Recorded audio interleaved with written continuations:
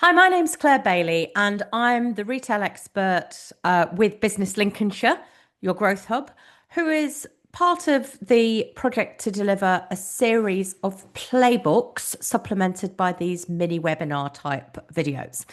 So, this is the first of 5 parts for the playbook related to supply chain and supplier management. And part one is all about selecting suppliers. So, when it comes to selecting suppliers, there's a lot of considerations, and it's not just about do they have the right products. It's about are they going to be reliable? Do they share your business values?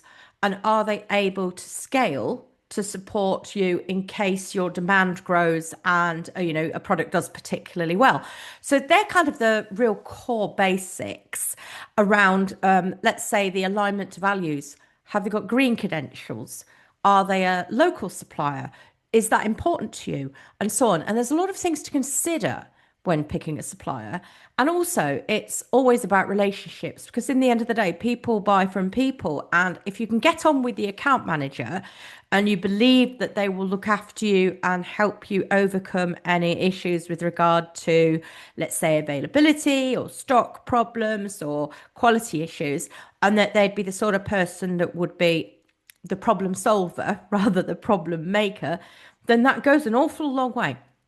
And that's why it's important to judge their fit with your organization and how you want to run your business and what your business stands for, as opposed to just the cost of the products. I mean, of course, the cost of the products is fundamentally important.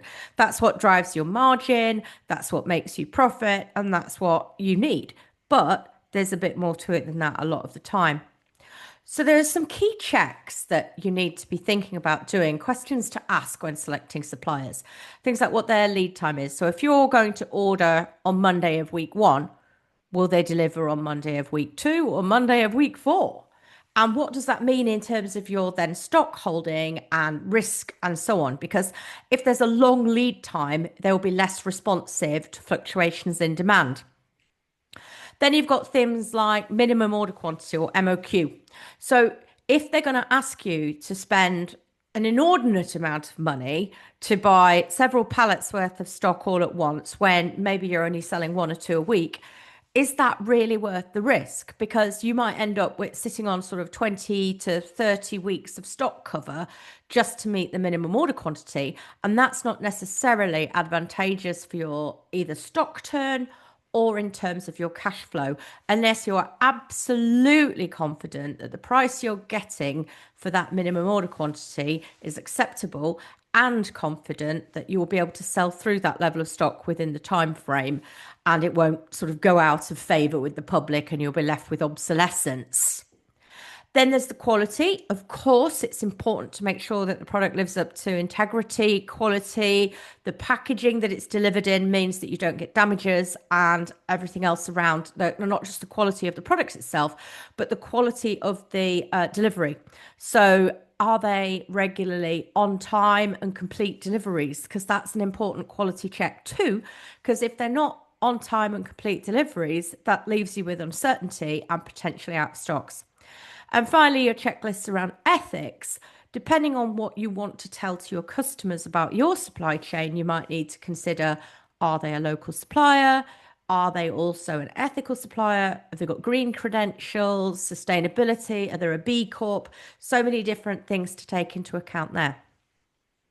You also have the sort of hidden costs that could destroy your margin. And that might come back to the point about quality or minimum order quantity, because the hidden cost of holding extra stock just to meet a minimum order quantity is, in fact, a barrier to your business. And the purpose about choosing the right supplier is really ultimately to take that balancing act between the right products with the right kind of cash margins, their brand story, if they're not an own brand supplier, and also their risk. Are they an erratic or a reliable source? So, to my just one thing, which never really is, it's always more than one thing. These are the takeaways and actions I want you to think about as a result of listening to this today. First of all, have a look at your supplier base. Are they right for you? Are they right in terms of fit, in terms of ethics, and the way that they behave towards you. Because poor suppliers do lead to those late deliveries or incomplete deliveries or poor quality or damaged goods. And ultimately, that's lost sales and unhappy customers.